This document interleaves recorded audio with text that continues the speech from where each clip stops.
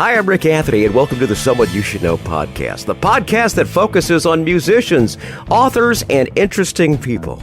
We like to say we're making a difference one artist at a time. So sit back, have a cold one, and get ready to meet someone you should know. I've known today's podcast guest since he and I were both on the radio in St. Louis. He's branched out now, and he's accomplished author of travel books.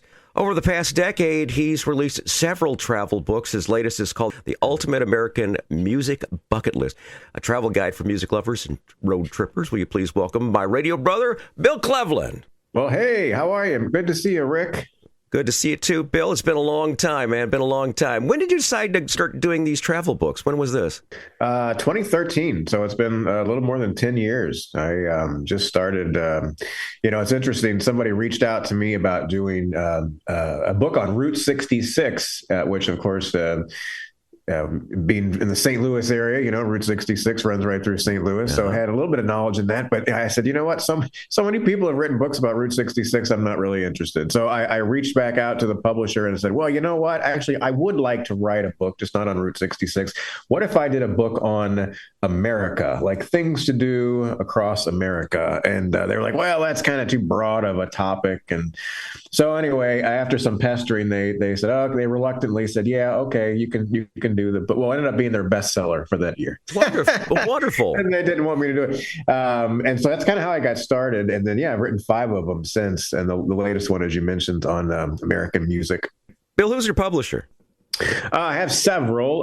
Reedy Press in St. Louis has done a couple of my books. I have a publisher called Publishing Concepts out of St. Louis as well. So I try to go back and forth a little bit, diversify. Yeah. Well, this latest one really piqued my interest because I've seen travel books throughout the years and such, but this one here is dedicated to music. It's called The Ultimate American Music Bucket List, a travel guide for music lovers and road trippers. Sounds like the ideal book to have in your car when you can't decide on what you want to do for the weekend, right?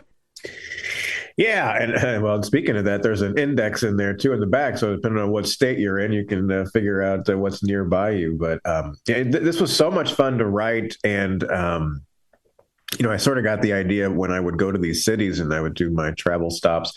And you'd find quirky little things like, for example, the childhood home Little Richard lived in Macon, Georgia, or, you'd be down in Memphis and, the Stax recording studios or Sun Records. And I started seeing all these things. And I'm like, there's plenty of stuff in the United States that's been salvaged, thank God, that has ties to American music. I wonder if I could do a book on it. And sure enough, there are so many things. Thank God we've been smart enough to save these great pieces of American music history from, childhood homes, like I mentioned, to recording studios. And then, you got statues of musicians and murals and the grave sites. And I mean, there's just all sorts of things that you can go and see as a road tripper that tie back to American music. So that's kind of how the book came together. Very good. How many cities did you hit on this particular one?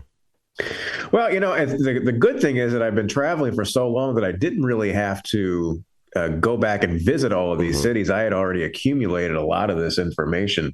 And it's actually kind of funny. I included some of the things in this book, things that I had never actually done personally.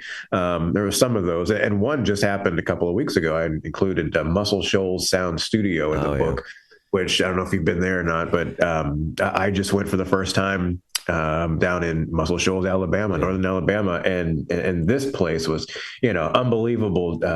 So many great hit songs out of the 1970s were recorded there. Everything from, one of my favorite songs, Old Time Rock and Roll, to Paul Simon's Kodachrome, Brown Sugar by the Rolling Stones. Freebird was actually written on the grand piano there at Muscle Shoals Sound Studio. So you can walk into this little place and it is just a total dump. Like if you drive by the highway and you look by and you're like, well, what could that possibly be, that little building? In fact, you probably wouldn't even notice it. But then you walk in and you learn the history, and it's unbelievable. So places like that, I have those in the book, and it's just really neat to see where so much of this music came from. Very good. So how did you go about selecting the ones that were going to be featured? I mean, you've had so many to choose from. How did you narrow it down to what's actually in the index? Yeah, well, actually, I put in everything that I had, to be honest Okay, with you. very good. Yeah, unlike some of the other books where I had to kind of edit down and whatever, this one I kind of was able to put in whatever I wanted. And there's room for me to expand, obviously, because, some people they'll email or they'll, whatever, and send me, hey, have you been to this? Now, I did sort of leave out some things, and I'm like, who would care about? And one guy wrote me, he goes, did you include the Don Ho statue in Honolulu or whatever? Well, I was like, sorry, buddy, I didn't include, but there's a guy out there that likes that. So there are things that I guess I could have included, and maybe I will in a future update. Well, Bill, I've moved from St. Louis. I'm up in northern Indiana, and we're not far from the Michael Jackson Boyhood home. Yes, yeah, Gary, Indiana. Now that's why I have not been by. Just take photos, okay? I mean, just to get this. It's a little dangerous, that area. Drive fast, drive fast, and just hope you get a good f-stop on your camera. Yeah, it's well, and what's interesting? A lot of these. Well, it's actually an interesting point because a lot of the folks who became superstars. It came from very small communities and in many cases came from nothing, and you look at you talk about the Jackson 5, that little tiny house there in Gary, Indiana. You look at Ray Charles, who, I went by his childhood home, I think it was last year at some point, and it's just this dilapidated mess now, but a tiny little one bed. I mean, Elvis, for God's sakes, the 1-bedroom shotgun house in Tupelo. Johnny Cash, this huge superstar known around the world, came from a little town called Dice, Arkansas, and he lived in a house that was built for during right after the Great Depression, and it didn't even have heater, running water in it, and look where he turned out to be. So it's really kind of interesting to go back and see where some of these people came from, and they were able to realize the American dream. Anyway, it's kind of, it's like you say, it's sad you got to drive by fast by the Michael Jackson house, but at the same point, it is sort of like, that's pretty amazing that somebody shot up to greatness and yet came from there. I know, it is just it's all about tenacity and finding the right breaks too, or getting the right breaks in life too. Any unexpected gems that you stumbled across that you really weren't expecting to find? Ooh, unusual gems. That's a tough question for me because I think everything's a little unusual. What's fun? There's a spot in Macon, Georgia. I know I'd mentioned Little Richard's childhood home was from there, and also ties to Otis Redding was from Macon. James Brown spent time in Macon. The Allman Brothers, though, spent time in Macon. The house that the Allman Brothers lived in when they wrote most of their hit songs, you can actually go and visit that now. It's called the Big House. And so you go in and they've basically turned it into a museum, and it looks basically the same as it did when they were living there. I imagine there was a lot in San Francisco also with Haight-Ashbury and all that things going on there, and Topanga Canyon and things going on there. Did you delve into that, or is that maybe for your next book? Yeah, I didn't spend a lot of time in San Francisco. There are some ties in San Francisco that I did include. I'll tell you what, San Francisco, not necessarily talking about the music aspect here, but I was warned over and over about going to San Francisco. Oh my gosh, run for your life. Don't get your car stolen. Whatever. And so I was a little apprehensive about going to San Francisco. I was there in April or May, and I got to tell you, I had a freaking blast. People were so friendly. Mm-hmm. Nobody bothered me. I think I saw 2 homeless people the entire time that I was downtown. And so it's sort of an interesting reminder. And this is sort of what I do on the travel side is I try to be positive in the stories that I tell. And I guess the lesson here was that you can't always believe everything you see in the media or that you hear from, your next door neighbor or whatever, and while you should, probably always want to be smart when you're traveling through a big city, there was a lot of great stuff in San Francisco, and it was not nearly as bad as people had been saying on, TV and in the media. And so, it was just a delightful trip. And, anyway, sorry to get off on a tangent there. Oh, it's no problem. Just thinking back to that, what a great trip that was. Absolutely. Did you get Winslow, Arizona for the Eagles? I did. Yeah, actually, I did that in 2021. That, by the way, is the only thing in Winslow, Arizona. Statue Is that statue there. in the car? That's right. Or the Yeah, truck, rather. that's right. And what a cool stop, though. A lot of things to see on Route 66. But yeah, Winslow, Arizona. That's probably the only thing that was there in Winslow. But yeah, you bet I did. Very good. And of course, where you and I spent a lot of time, St. Louis. There's so many things to go on there. Just mosey on down to the Del Mar Loop. They've got the St. Louis Walk of Fame. There's also the Blues Museum downtown now. So that's just so many great things. So many great things. And there's Scott Joplin's house not far from the Central West End. So there you go. Very good. Now, before we continue our interview with Bill, I hope to thank you very much for tuning into Someone You Should Know podcast. You can find us on the web at someoneyoushouldknowpodcast.com. There you get to find our recent news, our archive of past episodes, and a whole lot more. If you happen to be visiting, we invite you to leave a comment. Let us know how we're doing. Now, according to Buzzsprout, the service that shares us to all the streaming platforms, we're very blessed to reach over 1,900 cities in 85 countries. And we'd like to thank a couple of new ones that have been added: Camden, Maine; Oak Park, Illinois; West Hills, California; and also the London borough of Barking and Dagenham. Okay, Someone You Should Know podcast, heard wherever quality streaming audio is available. We're talking with my friend Bill Clevlen. Bill and I were on the radio together in St. Louis. Not together, but we worked at competing stations, but we've known each other for a long, long time. Bill is writing all these wonderful travel books, so these are ideal things for 2024. If you really and truly are going to be doing some road tripping, make sure you get them. I'll tell you exactly where you can get them a little bit later in the show. But we're right now talking about Bill's book about wonderful, cool travel places involved in just the music genre. Bill, any challenges bridging the gap between the genres to kind of make a cohesive guide? Is there like a section for blues, a section for, or is it just based like states, or how did you put that all together? Well, it's interesting. In the other books that I have written, I've been, I guess, sort of forced to do that. My brain doesn't always think that way. And so, the publishers will tell you, yeah, you need to lump these together and these together. But this one, I didn't really do that. It's just sort of a hodgepodge of American music icons, and so it sort of reads. It is a travel book, but all of my books, I try to give you a little bit of history, a little story, but then also, of course, guide you to the places where you can have that one-on-one unique personal experience of whether you're, standing inside of someone's home or at a museum or a recording studio or whatever. And so, so it's just sort of, there's no real rhyme or reason. I did lead off with, like you mentioned, ties to St. Louis, Chuck Berry. Most of the artists that I feature in the book were popular in 60s, 70s, 80s, kind of right in there. And the reason for that, this is obvious to me, maybe not to somebody listening, but you got to be around for a while before you get a museum, right? Or a statue, or any kind of history. So that's really the only sort of way that I could figure out how to do this, was to go back to the artists from the 60s, 70s, and I guess some 80s, because those are the people that their homes have already been turned into museums or whatever. Right.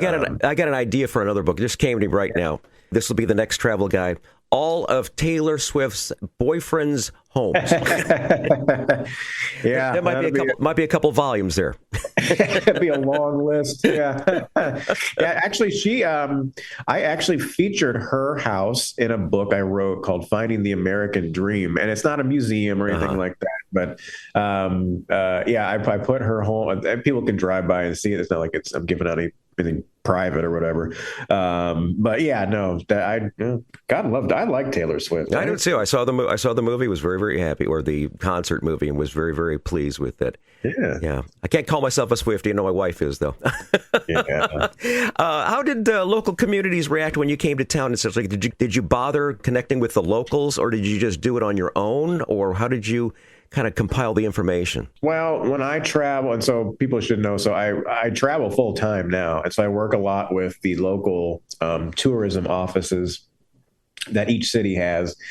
And so they're really great. They'll hook you up with locals or give you some ideas or suggestions and things like that. And so yeah, so in some cases, well, most cases, you deal with a local who knows a little bit of the background, or what's really great is if you're an author or a writer and you get to know some of the locals. They'll get you into some of these places early, so you kind of have it to yourself, or right. a museum, you get kind of a VIP tour and that sort of thing, which that's always helpful to kind of get that experience. But yeah, essentially it's, you talk to locals who work at these museums, or, that work at the local tourism offices and things like that. And so they know the players. And sometimes actually you get lucky and you meet somebody who, used to work with one of these stars or grew up next door. There's a great tie-in that I had when I was down in Brownsville, Tennessee. I met a woman who oh my gosh, I think she's in her 80s. But she knew Tina Turner. Mm-hmm. And back in the day, it was Anna Mae Bullock. That was exactly the she put by. And so she knew her in grade school. And so she would go to see talent shows that Anna Mae Bullock would be in as a kid down in Brownsville, Tennessee. And so to hear her tell the stories about, watching her perform and those dance moves that she had never seen anywhere else, that she learned from Anna Mae Bullock. And oh my gosh, it was so cool to actually talk to someone who had, those local young ties to somebody like Tina Turner. Yeah. So that's where it's important to find locals. My wife Leslie saw Prince when he was performing at the Hammond Civic Center. This is before he had any hits. This is before '79. He had a little Speedo on and like a trench coat. It looked like a flasher. But she said she recognized the talent even back then. And it's just amazing, these stories. And it's great talking with people because they have, as long as they got the facts right. That's the thing. Sometimes you have to get the facts from fiction type thing, or the things that they believe happened and such. But I always love great stories like that, Bill. For the person who's actually picked up this book, what do you hope for them to gather from the book that you've got, or any of the books that you've got? Well, I'm always about. It's interesting. Travel has changed over the years. Now we're at a point where people want experiences, and so the experiences that you get from the places that are featured in the book are, you get to put your own 2 feet in places where something, in many cases, kind of magical happened. I like to talk about, Sun Studio in Memphis, since we've talked about Memphis a little bit, where Elvis was first discovered, and you go and you can stand in the very spot where he, recorded for the very first time. Mm-hmm. And to be able to stand right in that spot in front of one of the very microphones that he would have used when he was there. I mean, you talk about a goosebump moment, right? Or going into the Ryman, and taking the tour and getting on stage to stand in the circle. Yes. Yeah. Yeah, I mean those those are the best travel experiences, and something you'll always remember. So that's what I want. I want people to have great memories, and especially people who grew up with a lot of the music that I talk about. It's really cool to go back and retrace those steps and see where your favorite songs came from, and where your favorite artists recorded. Very good. Now, here's the question that I think a lot of people are thinking. They're saying, I'd love to write a travel book. I'd love to be able to travel and write about it and such. But the question is, how are these adventures funded? Did you get a stipend from the publisher or what? Oh, yeah, I wish. In order to do that, that's so funny. People are always naturally curious about how you can do this. I started. This is a true story. When I first started, I reached out to someone who was a professional blogger, and I asked, and she was very, very kind to take all of my questions and take the time. And I basically said, here's what I want to do. This is my idea for a trip, blah, blah, blah, whatever. And she said to me, well, it'll be about 3 years before you make any money. And I said, 3 years? How you go? And my God, she was almost exactly on the money. 3 years is about what it took before I started making money. and so, yeah, I earn revenue through, I have a website, I write books, I do a lot of video content, and, I work with a lot of tourism offices. I'm working on a couple of projects right now, actually, with some sports tourism companies. So I juggle a lot of stuff in order to make it work. Right. And thank God it does work. And I can't imagine doing anything else. And at the same time, I look back at my earlier self and I can't believe that this is what I'm doing. Yeah, because you and I are both in radio. And that's right. Yeah. A lot of money in radio, as people know. Oh, wait a minute. Never mind.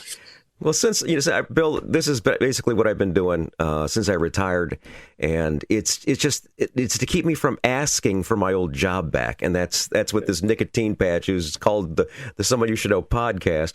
The reason why I asked that question about the funding is there's an individual that I follow on YouTube, and he is like, I just took a 15-hour flight from Los Angeles to Adelaide, and it was first-class accommodations on this particular thing. I want to show you this particular thing. It's going, well, that's got to cost about $8,000. Where did you get this kind of money, dude? Right. But he had a channel. He's had a channel for a long, long time. So. Right. Well, and it depends. So one of the things I do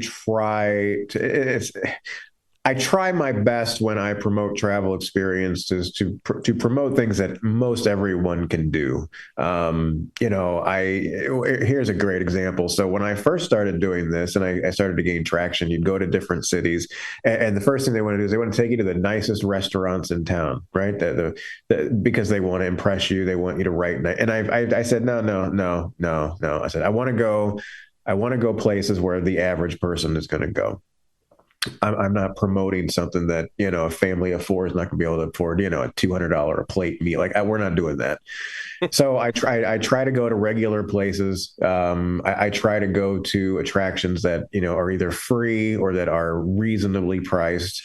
And I say I try to promote things that everybody can do. So, the person that you're highlighting clearly does not have that state of mind, but, good for them for enjoying the experiences. A lot of times those folks will get that stuff comped. Yeah. And so they're not really paying. Right. One thing, Bill, that I thought was really funny is you wind up seeing individuals. It all depends on the person too. It's like, well, let me take you to our Olive Garden then. It's like they have that in other cities too. Oh, I didn't know that.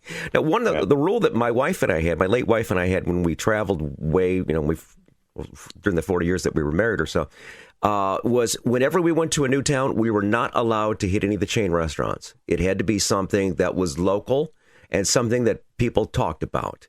Is that kind of what you did too, as far as that goes? Yeah. I try to find something that's local. That's not. Sometimes that's not possible, but it's generally speaking, you can find something local. You reminded me of kind of a funny anecdote. I always will tell people, and this is pretty well known in the tourism world. People that work in tourism, promoting travel or writing about travel. Locals are always the worst at promoting their own city. It's nothing personal. It's just locals are always the worst. And a great example. A friend of mine comes to visit, I don't know, 3 years ago. She was in town for a conference coming to St. Louis. And so the Uber driver that picks her up from the airport, taking her to downtown, they're chatting. And my friend Katie, who is also in tourism, worked in tourism a long time, says to the Uber driver, so what, I'm kind of hungry. What would you think a good place for me to eat here in St. Louis? Now, here's the Uber driver. He's got somebody from out of town. Great opportunity to give her, He says, well, he goes, there's a lot of Applebee's. Jeez, yeah. Applebee's, and Jeez. Welcome to St. Louis. St. Louis. How about a barbecue place? Jeez. Barbecue. No, there's a lot of Applebee's around. There's an Emos or an IMO's. Yeah. She told me that story, and I'm just like, are you kidding me? And that's it. Just, whatever. That'll do it too. That'll do it. Come to Olive Garden. Bill, let's get a link to all your socials, and of course, you've got 5 books.